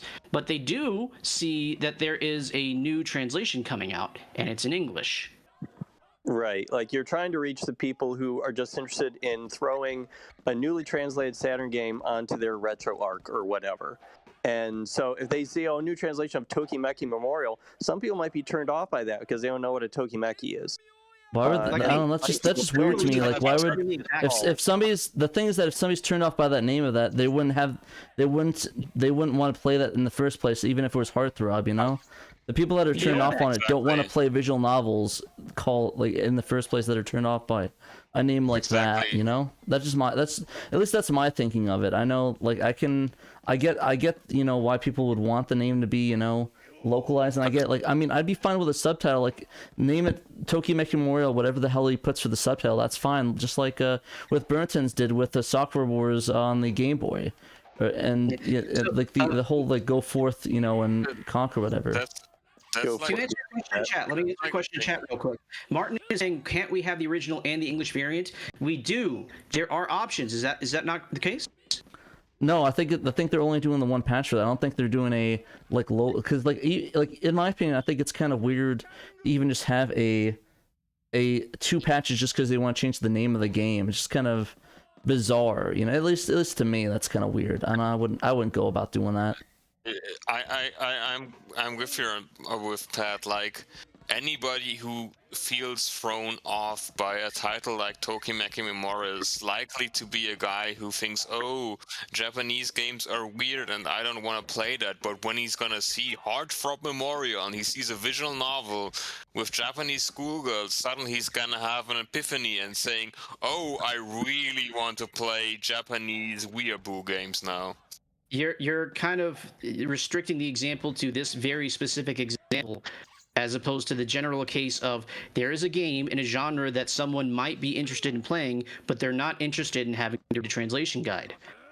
No, I mean, I can see that. I mean, what does that do with a translation guide, though? So I'm just kind of confused. Because if the title's still in Japanese, you're going to end up having to look up, what does Kekkaiku mean? What does why is there so much Desu and Chan in here? I mean, I'm not asking for that. It's literally just the name of the. I'm not asking them to do like a full. The name has to be full Japanese. Like, literally, just the Tokimeki part is the issue. Like, I'm having, because it's like, because people are gonna look up Tokimeki Memorial. They're not gonna look up Heartthrob if they want to, if they know about Tokimeki. But like you said, looking up anything that might just be hearing, a new Saturn game got translated. It's called blank. It's called Heartthrob Memorial. Oh, well, that sounds interesting. I'll try it out. You know, to be fair, it's the SNES version. Maybe. Yeah, I'm just saying, like, yeah. What's more important, the SEO or the understandability to the average person who is, you know? I don't know. Like, the thing is that I don't see an average person being turned off because it's called Tokimeki, though. Is my thing. I mean, I would imagine when they announce it, they're gonna say, like, the translation for Tokimeki Memorial is finished. We have called it Heartthrob Memorial. Go enjoy it. I mean, as long as they keep the subtitle Tokimeki, like, it's like Tokimeki presents Heartthrob, whatever. Like, if they keep the Tokimeki, and that's fine. It's just like the ability to find it and search it, because like if you look up like Tokimeki Memorial, like sometimes if it's just like that, and it's like, oh, it's not, they might think it might be a different game altogether. Is my worry, where it's like, oh, it's not that same game. It might be a different game, or, you know, something like that. But also, if they put it on ROM hacking, they have to link it to like what the original Japanese game is, so it's gonna say that's what it's for. Yeah. Yeah. So there's no real situation in which the SEO is negatively impacted just by, you know, attaching the English title to when they are certainly going to attach the Japanese title as well, because they're translating it. Yeah, like I said, it's just my nitpick of it. I mean, if they can do whatever they want with it, it's just like if I were, I would just keep the Tokimeki part. That's just my thing. But I'm not saying like they're the worst, like saying that they're bad for doing that or anything. So I just want to bring up a more recent example. So, oh my god, in that tube Japanese, sucks. we have Dragon Ball Z, Idainaru, Dragon Ball Densetsu. I have that's no a idea. Bad title. Yeah, no, don't do that. Just say Dragon. But it's easy. Dragon Ball Z. Have the game. That's fine because everyone knows Dragon Ball Z. They know. I think that one was localized on the PS1. It's called. I think it's Dragon Ball Z Legends is what it's called. Yes. And that is a perfectly acceptable title. Yeah, that's and when fine. Petito translated it into Spanish, it was Dragon Ball Z, La Leyenda de las Bolas de Dragón, and that makes sense in Spanish. And that's how they refer to that's it fine, but in it's not. But you know it's a Dragon Ball game. You know it's a Dragon Ball Z game. There's no ambiguity about that, and that's my point. Is that even the slice amount there could be ambiguity. Well, to be fair, a lot of the Dragon Ball games, when they were localized in Europe, they were called whatever they called the show in that country. Like I think like one was like Bala de Drak or something like that. And exactly, and that's fine because that's the name that everybody that plays those games would know it by in that country. So there would be no confusion in that nature. I'm not asking them it's got to be Dragon Ball Z. It's just like what the people like what the majority know the game as. So like with the people that know it now, and then just get people to get used to Tokimeki. There's countries where it's Dragon Ball Z. Dragon Ball. Yeah, look. Dragon Ball Z is an actual brand. It's very difficult to get away from knowing what Dragon Ball Z is. Nobody knows who Tokimeki is except for like a dozen weeaboos. It's a very, very small following. But yeah, I mean, the weeaboos are the ones that know it. They can just have them learn it as being Tokimeki. I mean, I guess the same argument we made about like Yu Yu Hakusho and Spirit Hunters. It's gonna be Yu Yu Hakusho. People know that is the name of it. Like the reason why there's no people know it's ambiguity. Yu Yu Hakusho is because they aired it as Yu Yu Hakusho. Exactly, The thing is, and that's the thing. Like, has no exposure in the American audience. Yeah, like I said, if the title, like if the greater fandom and the people that play it decide Heartthrob is the new name for Tokimeki when they call it that, I'd be okay with that. But I'm just saying that I'm just trying to say what the vast majority is going to call it and what they would know it as. There is no vast majority. Having 3 people in a room agree, and suddenly there's a dozen more people come in because it just became more available. If that's the case, then yeah, we'll call it whatever they want to call it then. Yeah, because my point is this is not like a well-known brand. This is a very niche. The Saturn is already a very niche console, and we're talking about a title that doesn't lend itself. Super Nintendo, yeah. What? It's more about the Super Nintendo version of it, but yeah, the point still stands. Right. Okay, but here's the thing: like, how many Americans got an official like? Did this franchise ever actually really get translated into English? It never did. None of the games have. So this is the first time.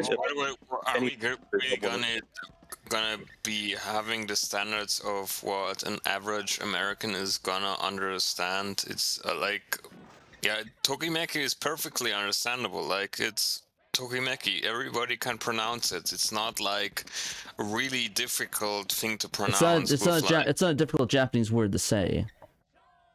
Like even Yu Yu Hakusho, I would even argue is a stretch for that name. So like there's a reason we call JoJo's. It's because it's a guy's and it's easy JoJo's Bizarre Adventure. That's the name of it, and that's fine because that's what they localized it in, and that's what it is. I'm not expecting people to call it JoJo Ian Bokem, whatever the name of the series is. But the thing I'm not expecting people to call it that. That's stupid. Let us suddenly erase the existence of the English translation of it. Now we are arguing for the existence of JoJo no Kinyo Naboken in English. We're arguing. So we're just saying, for example, that it's the thing is that I wouldn't expect people to say it like JoJo's Bizarre Adventure. That's easy to say, and because it has no recognition. I mean, it has a chance to just go by that name and not have to worry about people getting confused by it that are Americans that are first introduced to it. Like with Tokimeki, we already have an established American base that calls it Tokimeki.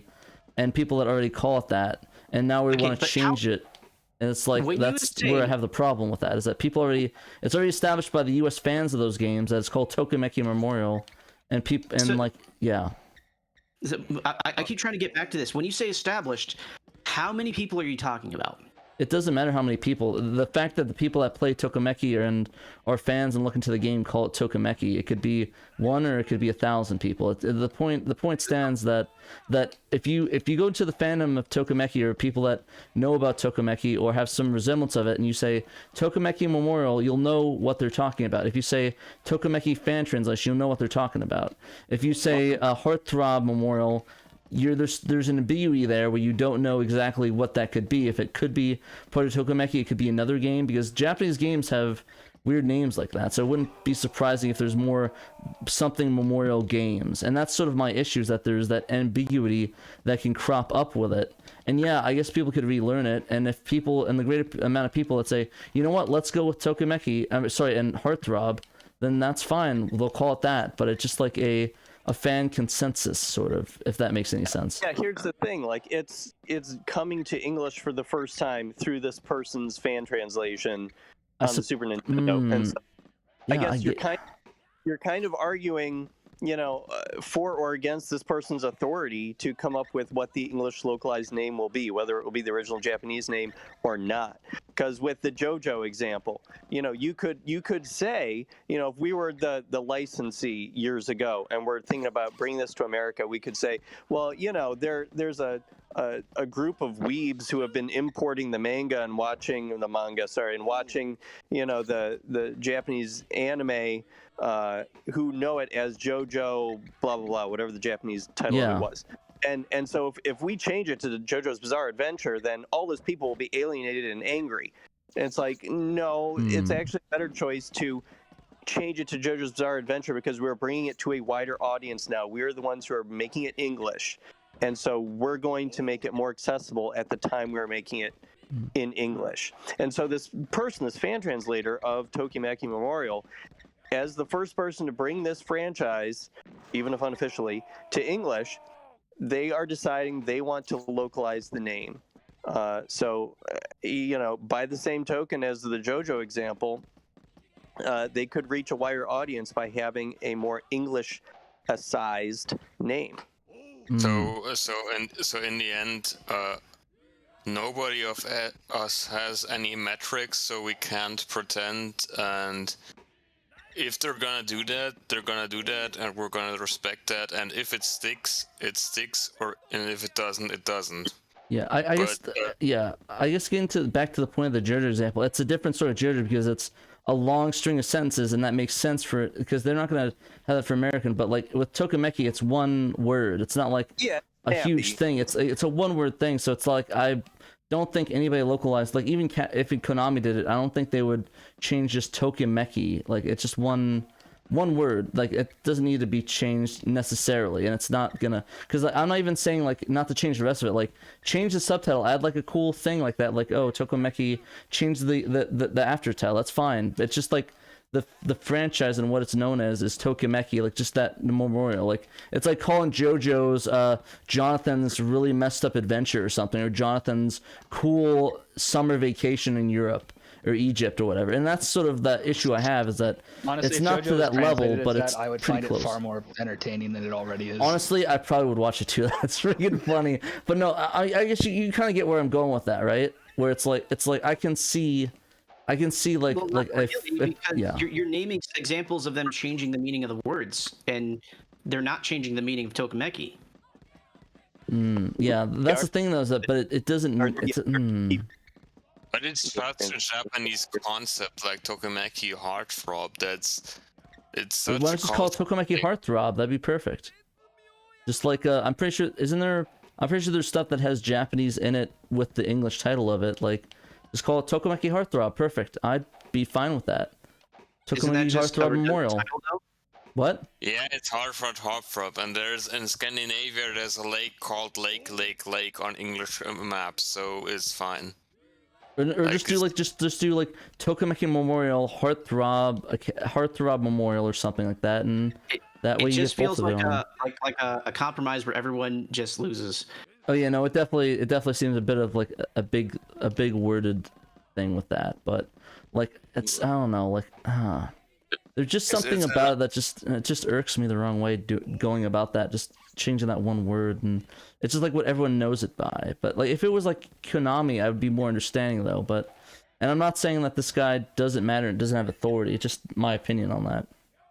Another thing is, I mean, it's also if you look at the guy who's done this, who's doing this translation, it's kind of that's his thing.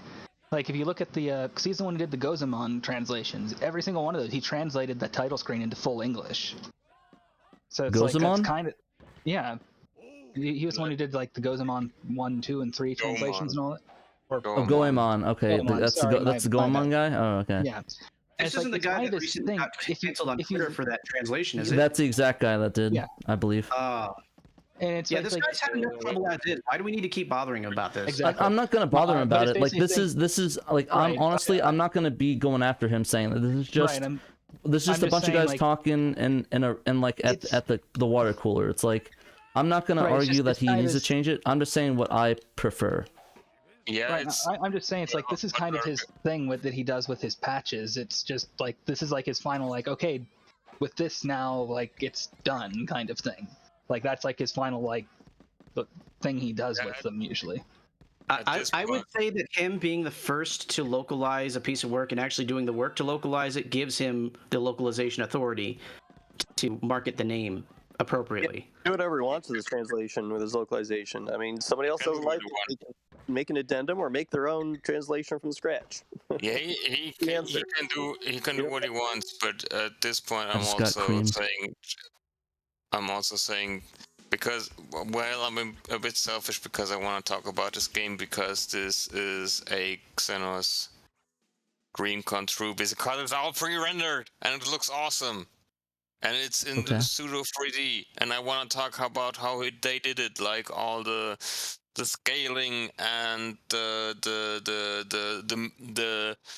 mirroring. That's kind of like XL2's mirroring. Like there's the floor, but you can also kind of see the guys. What are you talking about? I'm confused right now. I'm talking about the actual game you're playing right now. Oh, I don't know what you're talking about. We were talking on topic and you changed it. I didn't know what you're talking about. I was confused. A guy looking like he's doing something bad with like something in his hand. It's just I think I'm the only. I was arguing your case, Pat, but I think I'm finished now, and you're the only one arguing your case still. So I want to talk about this game, if that's okay. But if you want to keep talking about Tokyo, we're just having a discussion. They're just having a discussion on it. It's not a. No. But at one point, I'd like to, if that's cool with everybody, I'd like to actually talk about. You can talk about the game, dude. Just have a discussion. I just want to know at some point how they did all that because it's so cool. Like this, like how they did this basketball hall just with 2D. Yeah, I think this is frozen or said. It's so. Is Kuwabara gonna keep shuffling forever? I think the satiator froze on me. I mean, the game was playing. If the satiator froze, I think you get something more serious than that. I don't know. Maybe like, it was locked. It would not go. But yeah, it's a beautiful game. I really like the animation style with the sprites, and it's kind of like a pseudo 3D. Yeah. I've noticed that everybody wants full 3D, but look at this. Pre-rendered can look really, really, really good. Look at this game. It's awesome. I just see basketball. I'm trying to. Yeah. You'd want to go blind and not see dolphins anymore, like the guy in Boondocks, because it's not worth it. I don't know. I'm just talking nonsense. Yeah. I mean, go back into the game to try and figure out what's going on. Because the only thing I saw was billboarded sprites over. I assume that the court is VDP2 plane, and the walls are probably quads because it would be much easier to do it that way. Yeah, but it works really well. Yeah, it does. It looks good. Kuwabara. That is Kuwabara cleaned up. Yeah, that's Kuwabara after the Dark Tournament arc. Like, I'm not saying that 3D stuff isn't good and that you shouldn't use 3D stuff, because both of it works in their respective scenarios. I don't want to be the pre-rendered guy, because I also love doing full 3D stuff like Tomb Raider, but pre-rendered stuff, 5th gen, has its place, and we shouldn't just all hate on it all the time, because look at this. I never hated on it. I would not refer to this as pre-rendered, because the amount of lighting that implies is not there. I would. Yeah, this looks like it's more hand drawn, but still, it doesn't look bad.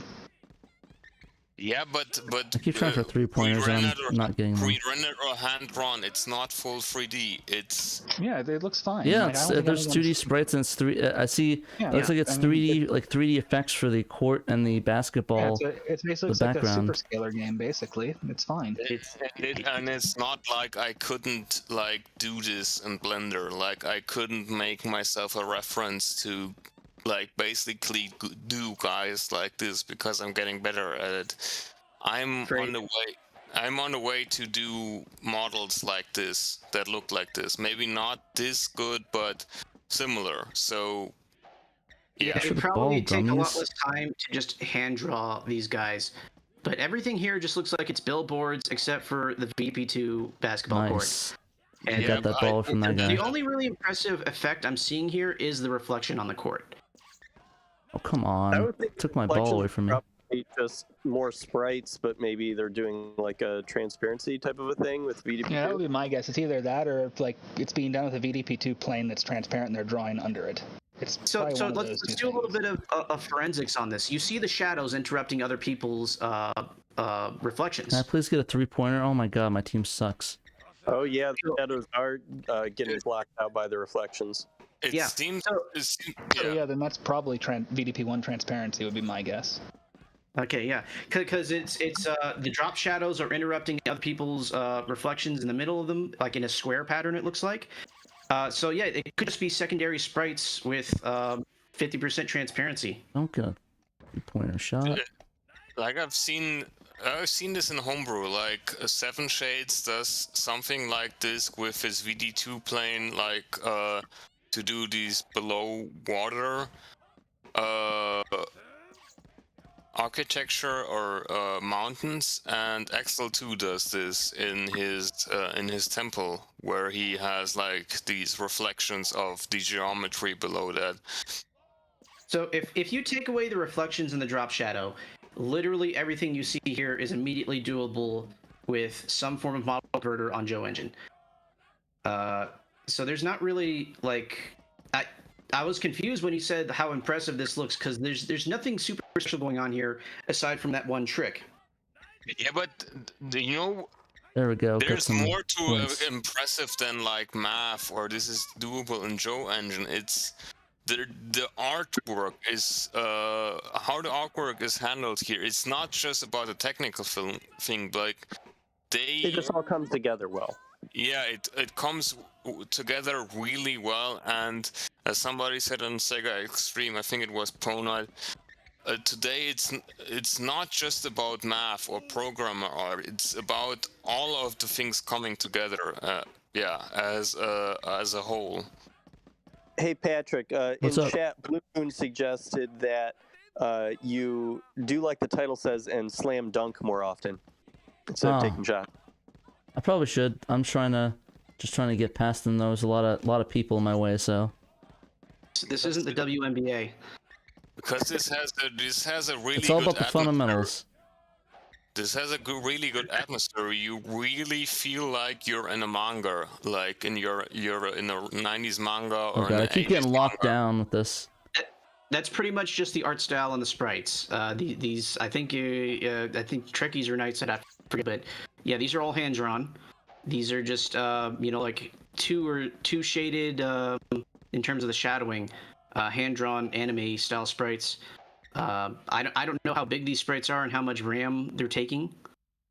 I don't know how you end up loading in sprites that size in that number. Yeah, but you keep underestimating. It would really just depend what like the color depth is on them. Oh yeah, because the color palette is super simple on these guys. Yeah, look, I don't think I'm betting it's just 4 bits per pixel. Yeah, it's gotta be Probably, free. yeah.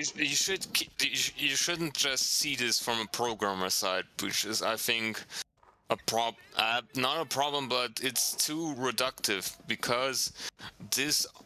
Secondly, I'm wondering, like, looking at it, Oh my gosh. if like the body for the most part is the same, being duplicated, and they just put different heads on them.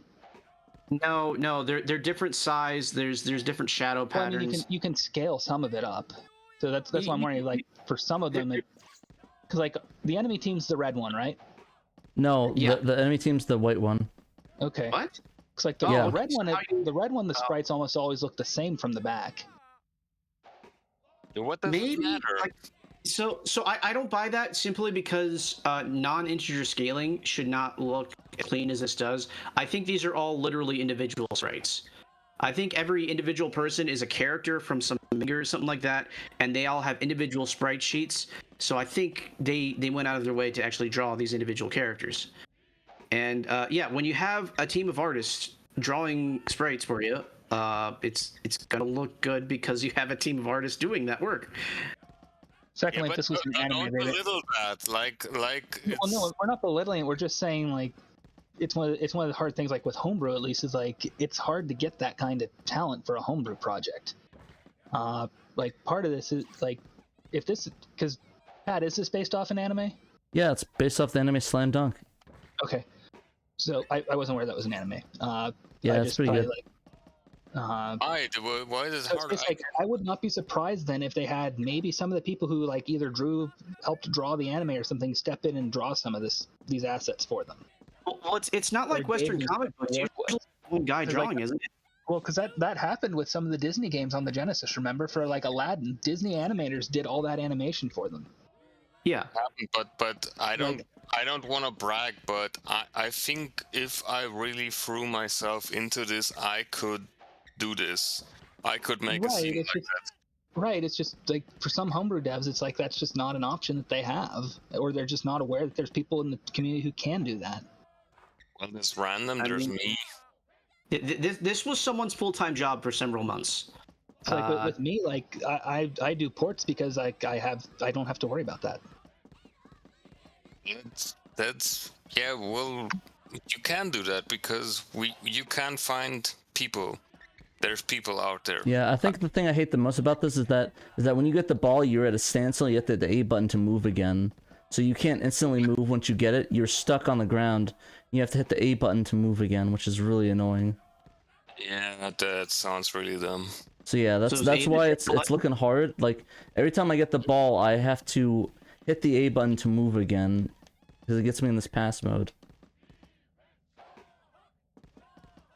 So if it looks like I'm like doing nothing, it's like because I'm stuck on the ground.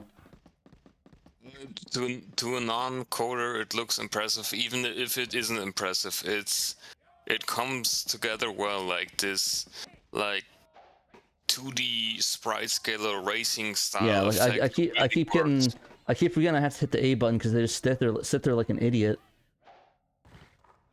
And it's like, also I have no idea how to slam dunk. I think there's some 3D elements in here, isn't there? Like the metal bars from the net coming down. I think that's actually textured quads. Yeah, I think you're right. Shadow Mask asked if the ball is a reflection, and I don't see a reflection on the ball.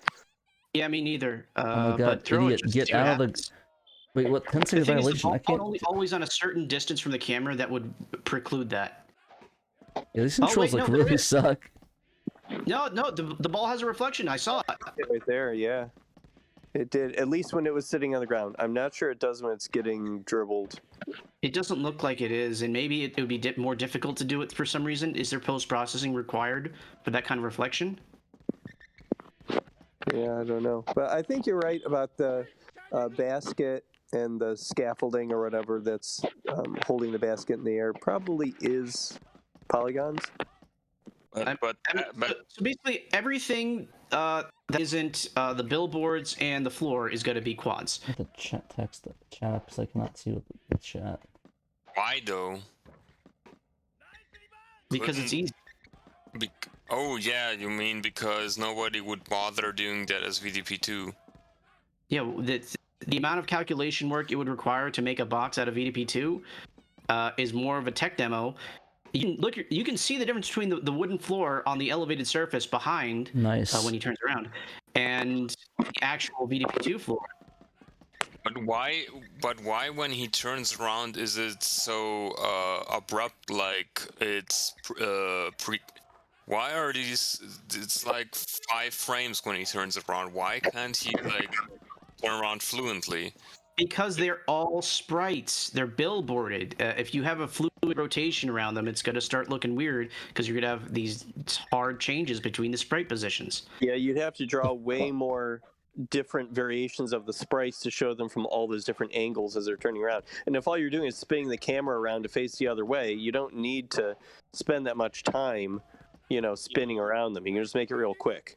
Yeah, they save a lot on the art budget by having like 2 different states for everyone on the sidelines and making sure there's only 2 valid camera angles. Pat, by the way, what we're doing right now is what I would imagine what I talked about in the Tomb Raider thing to look like. Because everybody's saying, "Oh, I don't know how to talk about these things," but I think actually most people have enough, maybe if they even if they feel they don't have enough knowledge, finger quotes, they have a lot more knowledge than the everyday person, and we could learn a lot if we would just look at games like this and start commenting on them, even if it's just out of memory, because there's a lot of information here that the average Saturn gamer is not gonna have. I guess the thing is that I'd be worried if, like, I would rather be, like, correct on it instead of, like, assuming it, because a lot of stuff we're talking about is, like, a lot of assumptions and stuff, so I'd kind of want to know, like, I have to, like, go down and get through the VDP, like, go into the VDP layers and see what they're doing. You know what I'm saying? The thing is, everything, after a certain point, everything's going to have to be speculation because we don't have access to the source. And obviously, Saturn is capable of more than we're aware of just by the intricacies of the hardware. Like XL2 has already shown, there's a lot of non-design elements that are possible if you just play with things in a different way. But we know the common techniques that they used back then.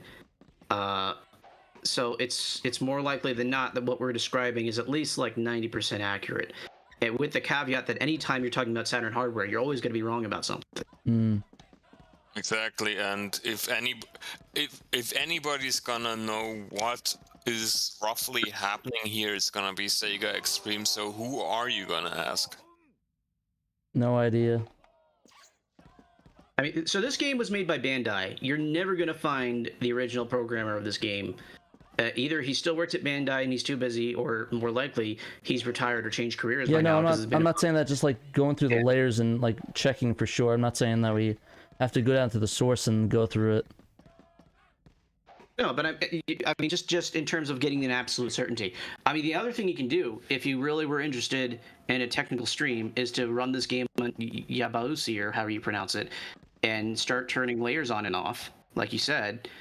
That would be a very quick way to start dissecting the game. Yeah, I mean, that's fine. Like, it's just something I'm not really, I wouldn't say comfortable doing. It's just something, not like my forte to do something like that, you know?